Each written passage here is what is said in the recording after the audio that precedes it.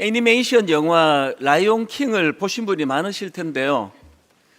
저도 개인적으로 그 라이온 킹이라는 이 영화가 제가 본 그 애니메이션 영화 중에 가장 오래 그 기억에 남고 또 여운이 남는 그런 영화 중에 하나입니다. 그 영화를 보신 분은 다 아시겠지만 거기 유명한 대사가 하나 나오는데요. Remember who you are. 내가 누구인지 기억하라. 이 대사가 뭐 그 영화에 아마 거의 뭐 핵심을 말해주는 거라고 생각하거든요.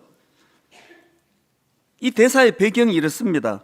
심바라는 이름을 가진 주인공 어린 사자는요, 이제 아버지 뒤를 이어 왕이 될 사자입니다. 그런데 그 어린 사자에게 절망적인 사건이 일어나는데요. 밀림의 왕이었던 아버지가 탐욕에 눈먼 삼촌, 그러니까 그 아버지의 그 동생 아닙니까? 그 삼촌에 의해서 살해를 당합니다. 탐욕이 어두워져서 그렇게 아버지를 살해하고 권력을 빼앗는 그 과정을 이 어린 사자가 지켜보고는 거기에 깊은 죄책감이 들어오고 또 좌절감에 빠지고 무엇보다도 그 삼촌에 대한 두려움, 공포 이런 게 몰려와서 그 두려움이 이 왕자라는 자신의 신분의식도 다 빼앗아가고 그리고 무엇보다도 그 정체성을 빼앗아가 버립니다. 그래서 정든 공동체를 떠나서 낯선 정글로 도망을 치는데 거기서 참 너무나 무기력한 삶을 이제 그렇게 살아가고 있는 거거든요. 그런데 이제 대반전이 언제 일어나는가 하니까 그 죽은 아버지의 환영이 나타나는 겁니다. 그 죽은 아버지가 이 어린 사자에게 준엄하게 꾸짖는 게 이겁니다. 내가 누구인지 기억하라. Remember who you are. 너는 내 아들이자 하나뿐인 진정한 왕이다. 너의 내면을 들여다보거라. 그리고 참 의미 있는 말이에요. 너는 지금의 너의 모습보다 훨씬 더 큰 존재인 걸 잊지 말아라. 이 어린 그 아들, 그러니까 이제 그 어린 아들 사자죠. 그 사자가 그 아버지의 그 준엄한 꾸지람 같은 그 말씀 앞에 이제 굉장히 변화가 일어나는데요. 저는 이 개인적으로도 그게 굉장히 감동적이면서도 이게 꼭 하나님이 우리에게 주시는 메시지처럼 그렇게 들려지는 거거든요. 그 죽은 아버지가 던진 그 한마디가 이 무기력해 있던 아들의 잃어버린 정체성을 회복시켜 준 거거든요. 그러니까 너는 네가 누구인지를 기억해라. 이게 정체성 문제거든요. 지난주 내내 저는 이 장면이 계속 떠오르더라고요. 오래전에 본 거라서 딱 그 장면이 머리에 다 남지가 않은데 그럼에도 불구하고 굉장히 감동이 됩니다. 그 어린 그 사자가 이제 그 아버지가 일깨워준 자기 자신의 정체성이 회복되니까 의욕이 생기고 힘이 나고 그래서 이제 다시 무서워서 도망갔던 그 자기 마을로 돌아가는 거거든요. 정체성이란 게 바로 이런 겁니다. 뭐 정체성 그러는데요. 복잡하지 않습니다. 정체성이 뭐냐? 나는 누구냐 하는 걸 아는 사람이에요. 나는 누구냐? 나는 누구며 어디에 속해 있는 존재인가? 이 질문에 대한 뚜렷한 자기 인식이 있는 사람을 그 정체성을 갖춘 사람이다. 그렇게 말하는 거거든요. 그 영화를 통해서 알 수 있듯이 우리가 이 올바른 정체성을 정립한다는 건요, 지식의 문제가 아니에요. 그 정체성이 새로 정립이 되면 그 정체성은 우리에게 잃어버린 삶의 방향을 되찾게 해주고요. 그리고 또 새로운 삶으로 나아가게 만드는 힘을 제공하고 능력을 제공하는 겁니다. 1912년도에 있었던 타이타닉 사건 다 아시잖아요. 워낙 비극적인 사건이다 보니까 그 영화로도 만들고 또 다큐멘터리로도 만들고 많은 사람들이 그것을 보고 알고 있는데요. 그 사건으로 승무원과 승객 2200명이 그 배에 타고 있어요. 얼마나 비극이 큽니까? 그 2200명의 승무원과 승객 중에서 무려 1500여 명이 사망한 끔찍한 사건이거든요. 그런데 참 놀랄 게 통계 하나를 제가 봤는데요. 그 타이타닉 그 침몰 사건으로 이제 조사를 해보니까 어린이 생존율이 51%고요. 여성의 생존율은 무려 74%가 되는데 여기에 비해 남성의 생존율이 20%밖에 안 되는 겁니다. 이게 참 의외 아닙니까? 체력으로나 뭐 다른 박질로 보나 그 성인 남자들이 사실 제일 좋은 조건인 것 같은데, 아니 왜 여성 74%또 어린이 51% 이렇게 생존율이 높을 때 왜 남성 생존율이 20% 80%가 죽었나? 그 내용이 너무 감동적이에요.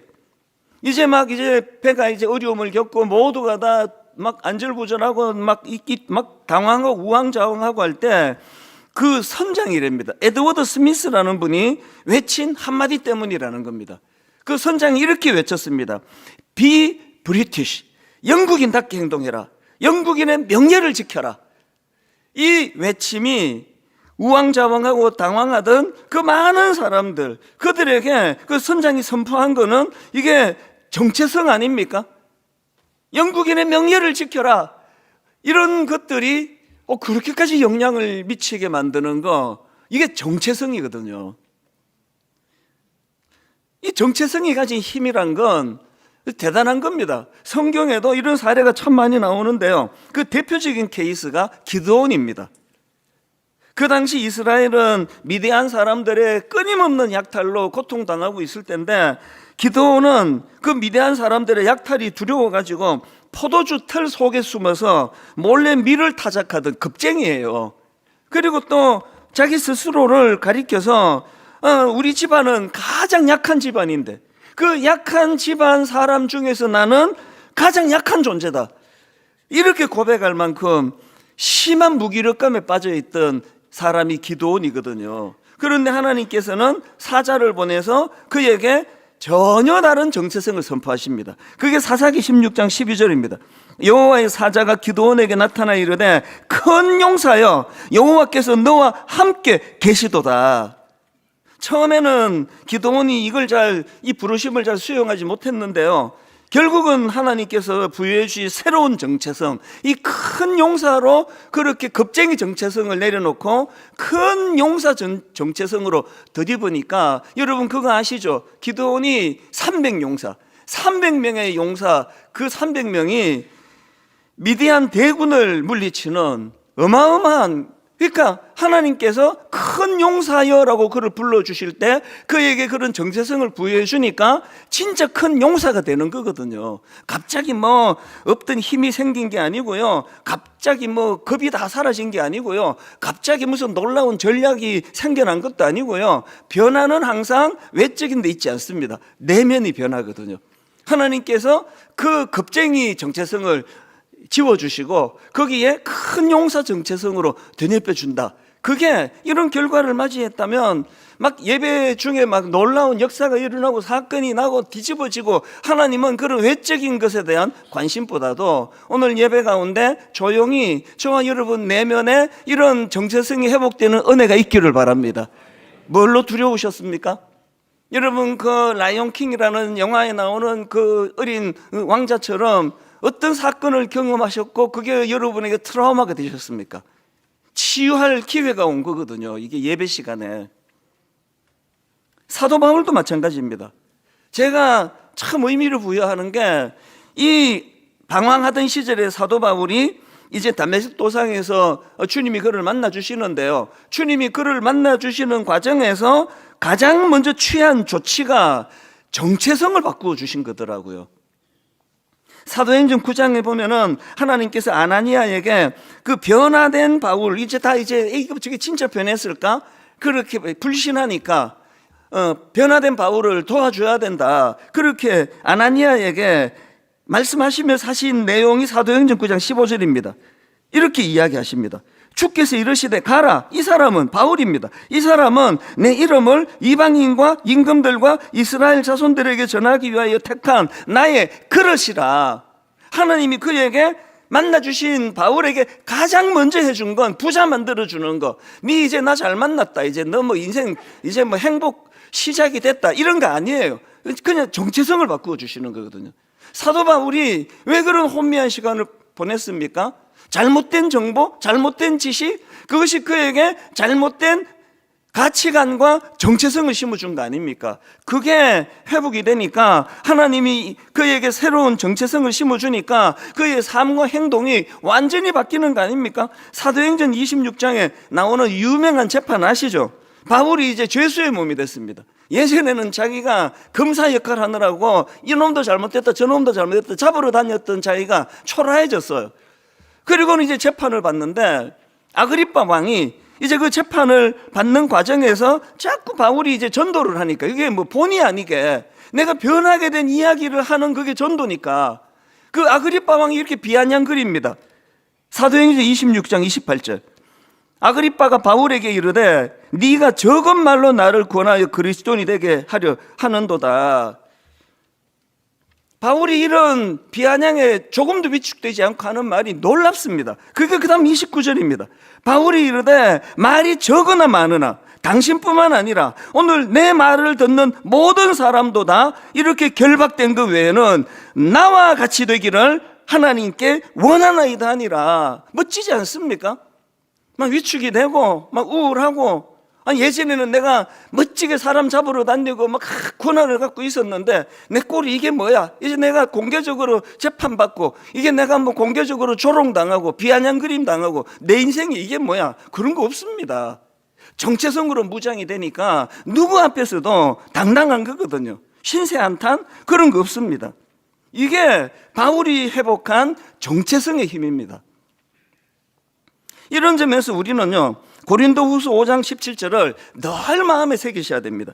그런즉 누구든지 그리스도 안에 있으면 새로운 피조물이라. 이전 것은 지나갔으니 보라 새 것이 되었도다. 이게 구원받은 우리들이 선포해야 될 이게 새로운 정체성의 문제거든요.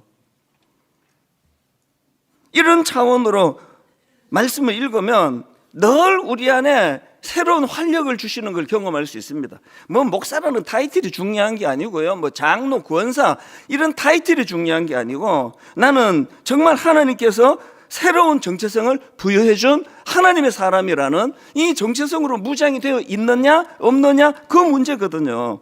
여러분, 그리스도의 정체성으로 무장한 사람은 비굴하지 않습니다.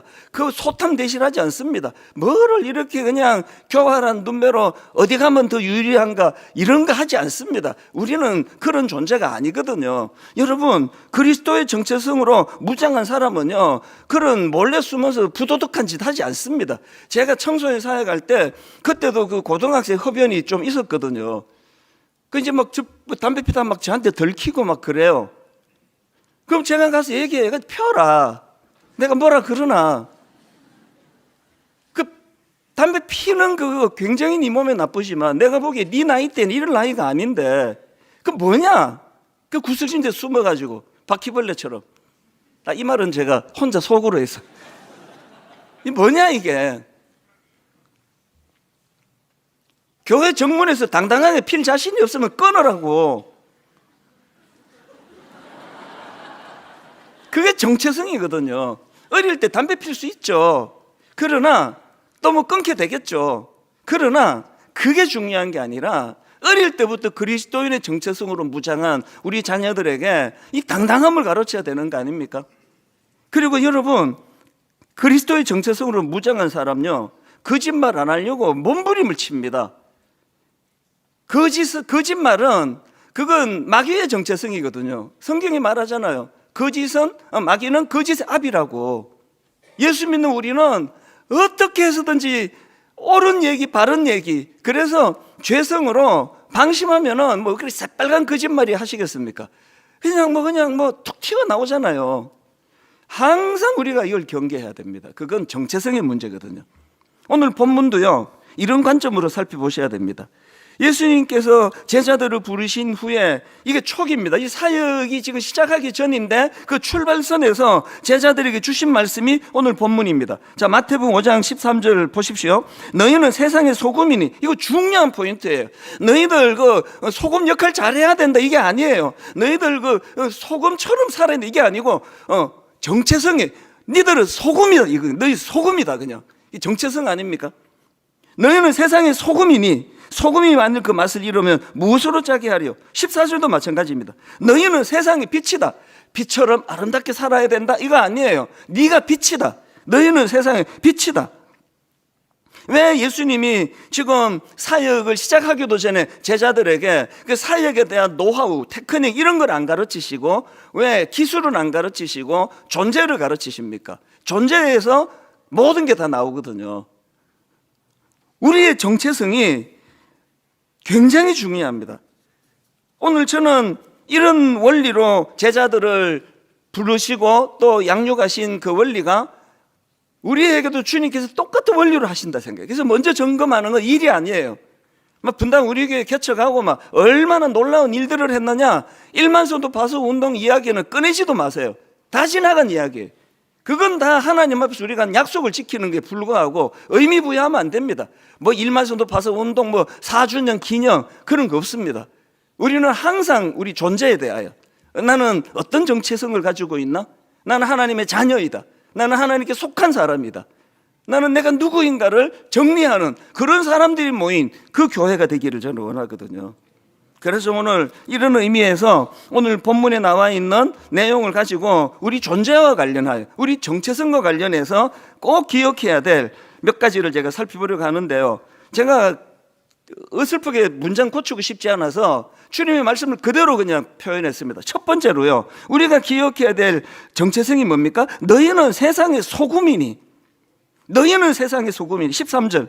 소금이 만일 그 맛을 잃으면 무엇으로 짜게 하려? 후에는 아무 쓸데없어 다만 밖에 버려져 사람에게 밟힐 뿐이니라. 여기 보니까 너희는 세상의 소금이라 선포하시는데요, 여기에 우리가 기억해야 될 두 가지 전제를 저는 본문에서 발견합니다. 첫 번째 전제가 뭐냐? 여러분, 세상은요, 내버려두면 부패하고 내버려두면 무미건조해진다는 사실입니다. 로이드 존스 목사님이 쓴 산상설교에 나오는 내용을 좀 읽어드릴게요. 세상은 타락해서 사악하고 부정합니다. 세상의 성향은 악해서 전쟁을 일삼습니다. 세상은 썩고 오염되기 쉬운 고기와 같습니다. 죄와 타락의 결과로 인해 이 세상에서의 삶은 대체로 썩어지는 상태로 들어가는 경향이 있습니다. 여러분, 놀라운 게 뭐냐면 이 로이드 존스 목사님은 1899년생이에요. 백수십 년 전에 태어난 분이에요. 여러분, 1899년생이신 로이드 존스 목사님이 쓰신 이 책이 지금도 수많은 신학생들에게, 수많은 목회자들에게 읽히는 책이라는 게 뭘 의미하겠습니까? 시대가 바뀌었는데도요, 그분이 사실 때나 지금이나 이 세상은 타락하고 세상은 사악하고 세상은 부정스럽고 세상은 썩고 오염되기 쉬운 고기와 같다는, 이거는 하나도 안 바뀌었다는 거거든요. 이게 세상이에요. 그리고 또 한 가지요. 본문에 보면 예수님은 소금의 특징을 설명하시면서 맛으로 설명하십니다. 5장 13절입니다. 다시 보세요.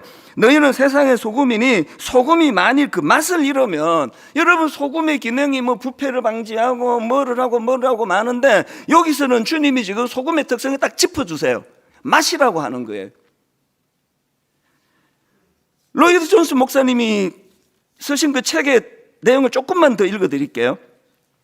사람들은 삶이 무미건조하고 지겹다는 것을 발견하고 이러저러한 쾌락을 향하여 동부서주하고 있습니다. 하지만 기독교인은 삶의 맛, 곧 기독교 신앙을 누리고 있기 때문에 이런 쾌락과 재미가 필요 없습니다. 우리의 생활에서 기독교를 떼어버린다면 우리 삶은 얼마나 무미건조해지겠습니까? 이 로이드 존스 목사님 말씀의 핵심이 뭡니까? 세상이 왜 엉뚱한 짓 합니까? 왜 외도합니까? 왜 멀쩡한 가정도 남의 여자, 남의 남자한테 기웃거립니까? 이분의 말씀이 맞아요. 부부간에 막 깨가 쏟아지고 행복이 넘치는데 뭐하러 남의 그 이성한테 관심을 쓰겠냐고요. 재미가 없는 거예요. 가정이 별로 재미가 없는 거거든요. 지금 뭐 각종 중독 문제, 이 보통 문제가 아니잖아요. 왜 사람들이 자꾸 중독에 빠져갑니까?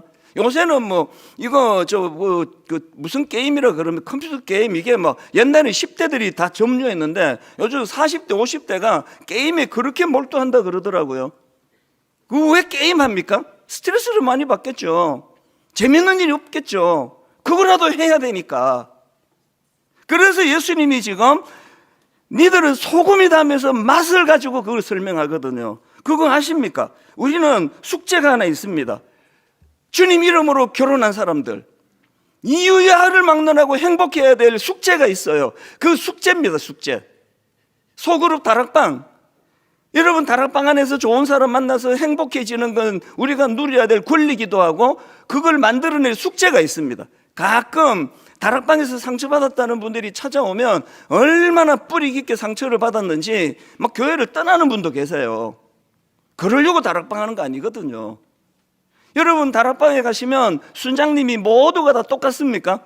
젊은 순장도 있고 베테랑 순장도 있고 성숙한 순장도 있고, 어떻게 이분이 순장을 하셨을까? 고개가 가우뚱거려서 간혹 있겠죠. 그럼 어떻게 해야 됩니까?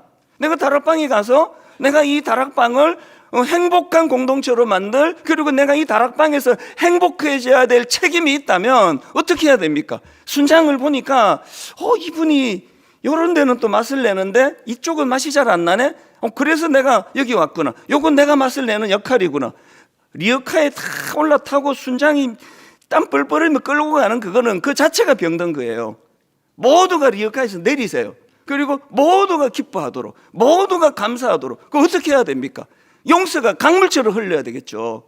너나 나나 뭐 부패한 인간이 뭐 고상하면 얼마나 고상해. 다 문제 있는 사람들이에요. 우리 모두가 다 성숙한 공동체 소그룹 다락방을 만들기 위하여 이제 이거를 여러분 그 다락방의 구호로 쓰세요. 하나님께서 우리에게 소금이란 말씀하시, 네가 소금이다. 너희는 세상의 소금이니 소금이 만일 그 맛을 잃으면 무엇으로 짜게 하를. 절대 나는 이 맛을 잃지 않으려고 애쓴다. 그렇게 다락방이 잘 지내고 행복한 그거는 과정이지 결과물이 되면 안 됩니다. 그렇게 교회 생활이 행복해져서 주님이 뭐라 말씀하십니까? 너희는 교회의 소금이라고 그러지 않잖아요. 세상의 소금이에요. 세상에 맛이 하나도 없는 세상살이에 오죽하면 중독에 빠지고 오죽하면 외도를 하고 이 살만 나지 않는 세상에서 여러분이 먼저 주님으로 인하여 행복해 주시고 만난 인생이 되시고, 그리고 여러분을 통해 만나는 사람들마다 인생의 삶의 의미가 회복되는, 이게 여러분의 저의 사명인 줄 믿으시기를 바랍니다. 그리고 거기에 그치지 않고요, 하나님께서 우리에게 너희는 세상의 빛이다, 소금이다 하나만 해도 막 너무 풍성한데, 이게 두 번째입니다. 우리의 존재가 주님이 너희는 세상의 빛이다. 14절에 보니까요, 너희는 세상의 빛이라. 산 위에 있는 동네가 숨겨지지 못할 것이요. 여기도 주님이 빛의 기능을 딱 집어서 설명해 주시잖아요. 여기 빛의 기능이 뭐죠? 빛의 기능이 뭐냐? 어둠은요 가리우는 역할이에요. 그런데 주님이 말씀하시는 세상의 빛은 가리워진 걸 밝히는 역할이에요. 빛의 기능은 보이게 하는 거예요. 저는 매일 새벽에 경험합니다. 새벽에 일찍 일어나니까 안에 장 깰까봐, 또 그 옆에 있는 생명 하나가 더 있고 강아지 한 마리, 이게 또 장 깨면 골치 아파요. 그러면 또 우리 아내를 깨우기 때문에, 그래서 이제 안 들키고 가려고 그러는데 어둠이 모든 사물을 덮어버렸어요. 가려버렸어요. 그래가지고 가다가 뭐 벽도 차고 뭐 무슨 또 양푼이 그릇이 그게 왜 있지? 그것도 차가지고 짱그랑 그래가지고 막 다 깨우고 막 이렇게 되는 거예요. 그래서 제가 항상 스마트폰을 옆에 두고 자요. 일어나서 제일 먼저 하는 건 라이트를 켜는 겁니다. 라이트를 켜고 빛을 밝히니까 빛은요 보이게 하는 거예요. 가리워진 걸 드러내게 하는 거더란 말이죠. 로이드 존스 목사님이 지적하신 것처럼 세상은 타락하고 세상은 악하고 세상은 부정하고, 그래서 세상은 어두운 기능을 가지고 특징을 갖고 있습니다. 세상이 어둡다고 자꾸 그렇게 탓하지 마시고요, 이런 말 아시죠? 어둠을 탓하기보다 한 자루에 촛불을 켜라. 주님은 여기서 한 걸음 더 나가가지고 촛불 켤 필요 없다, 네가 촛불이다 그러잖아요. 네가 가면 거기가 밝아진다. 이게 우리의 정체성입니다. 이런 역할을 하는 우리이기 때문에 항상 우리는 세상의 빛이라는 이 빛의 정체성을 기억해야 되는데, 여기에 중요한 전제를 주님이 말씀하시는데요. 자, 첫 번째가 뭐냐? 우리는 스스로 빛을 내는 발광체가 아니에요. 요한복음 8장 12절을 보십시오. 예수께서 또 말씀하여 이르시되 나는 세상의 빛이니, 그 다음이 중요합니다. 나를 따르는 자는 어둠에 다니지 아니하고 뭘 얻는다고요? 생명의 빛을 얻으리라. 이 정체성을 놓치면 안 됩니다. 우리가 발광체가 아니에요. 발광체는 주님이세요. 그래서 그분이 우리에게 빛을 공급해 주세요. 생명의 빛을 얻어야 빛을 발할 수 있는 게 우리예요. 오늘 왜 이렇게 교회가 기능을 못한다고 욕을 먹습니까? 잘 공급을 안 받아서 그래요. 그렇게 한 구절 묵상을 하라고 애를 쓰고 하는데 그거는 요만큼의 빛이라도 공급받는 시간이에요. 예배도 마찬가지입니다. 시편 119편 105절 보십시오. 주의 말씀은 내 발의 등이요 내 길의 빛이니이다. 지금 여러분 영적으로 그 스마트폰 충전하는 시간이에요. 그 지금 잘 꽂고 계십니까? 충전하셔야 돼요. 한 주를 버틸 수 있도록. 이게 안 되니까 정체성이 다 잘 안 드러나는 거거든요. 그리고 또 한 가지, 주님은 우리를 세상의 빛이라고 부르시면서 경고의 말씀을 주시는데 무서운 말씀을 주십니다. 마태복음 5장 15절 보십시오. 사람이 등불을 켜서 말 아래에 두지 아니하고 등경 위에 두나니 이러므로 집안 모든 사람에게 비치느니라. 그 당시 사람들은요, 곡식 재는 그릇인 이 말 아래 등불을 두지 않습니다. 왜 그렇습니까? 실컷 촛불 켜면 뭐합니까? 큰 그릇으로 덮어버리면. 저와 여러분이 지금 이 빛이 잘 안 드러난다 그래서 세상 사람이 자꾸 피난하면서 그러잖아요. 네가 무슨 빛이냐? 그게 자꾸 이렇게 가리고 사는 거 아닙니까? 여러분 뭘 지금 감추고 계세요? 무엇이 빛을 드러나지 않게 하는 겁니까? 그거 다 청산하셔야 됩니다. 부도덕한 어떤 일을 하고 있습니까? 안 들키고 있을 때 하나님 지금 기회 주실 때 지금 회개하고 청산하면 없던 걸로 해주시잖아요.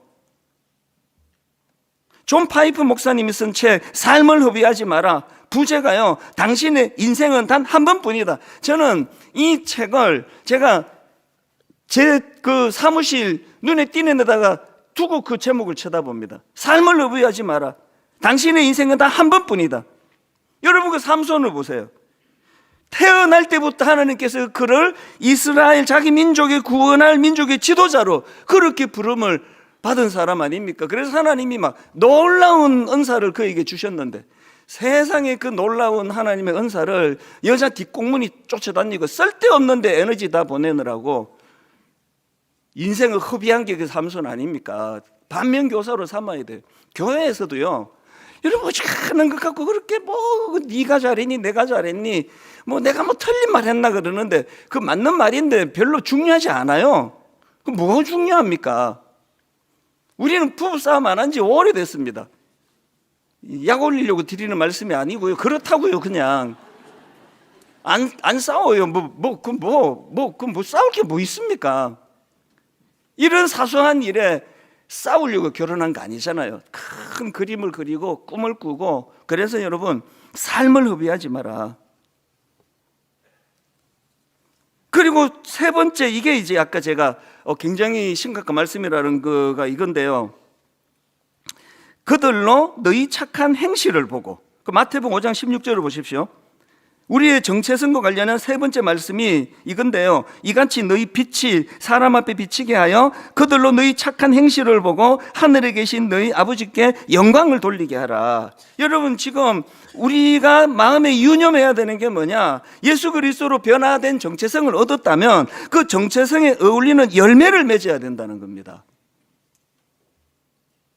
아까 그 라이온 킹의 그 어린 그 아들 그 사자가 그날 아버지의 준엄한 꾸지람을 듣고, 야, 내가 그동안 세상 헛살았구나. 맞아, 나 원래 왕자지.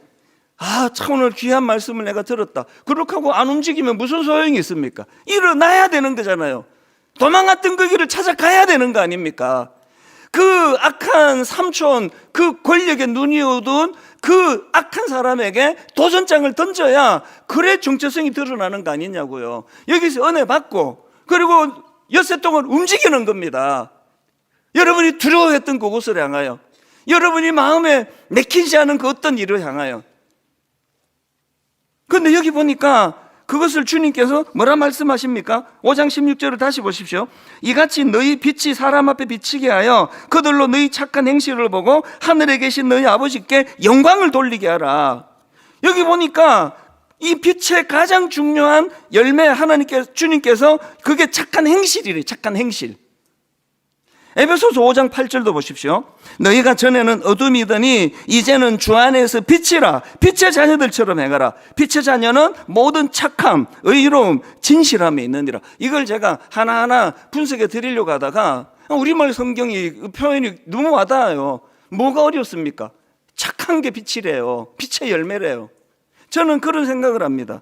제 아내나 우리 집에 아이들이 이 아이가 선량하기만 하다면 자꾸 딴 걸로 내가 잔소리하지 말아야 되겠다.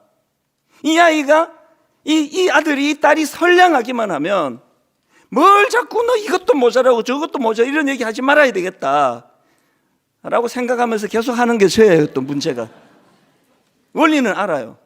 가장 소중한 건 선량함이에요. 선함, 그리고 의로움, 진실함, 그리고 이 모든 것들이 어우러져서 16절 맨 끝에 보십시오. 이같이 너희 빛이 사람 앞에 비치게 하여 그들로 너희 착한 행실을 보고 하늘에 계신 너희 아버지께 영광을 돌리게 하라. 오늘 결론은 이렇게 맺습니다. 여러분, 그 영화 라이온 킹의 대사를 기억하십시오. 혼란한 그 아들을 향하여 던져준 이 메시지요. 내가 누구인지 기억하라. 너는 나의 아들이자 단 하나뿐인 진정한 왕이다. 너의 내면을 들여다보아라. 너는 지금의 모습보다 훨씬 더 큰 존재란다. 하나님이 우리에게 주시는 말씀 같아요. 나는 누구인가? 나는 누구에게 속한 사람인가? 그 일을 위하여 그리스도께서 어떤 대가를 치르셨나? 항상 우리의 정체성의 끝에는 십자가가 있다는 걸 아실 것입니다. 갈라디아 2장 20절. 내가 그리스도와 함께 십자가에 못 박혔나니 그런즉 이제는 내가 사는 것이 아니요 오직 내 안에 그리스도께서 사시는 것이라. 이제 내가 육체 가운데 사는 것은 나를 사랑하사 나를 위하여 자기 자신을 버리신 하나님의 아들을 믿는 믿음 안에서 사는 것이라.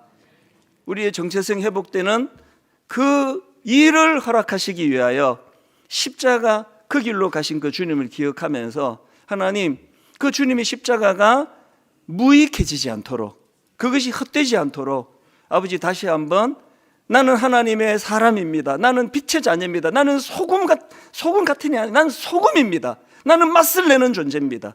시댁에 가면 예수 믿는 내가 그 집에 가서 시댁이 맛이 나고 막 분위기가 막 밝아지고, 이거는 외향적인 거 내성적인 이런 얘기가 아니에요.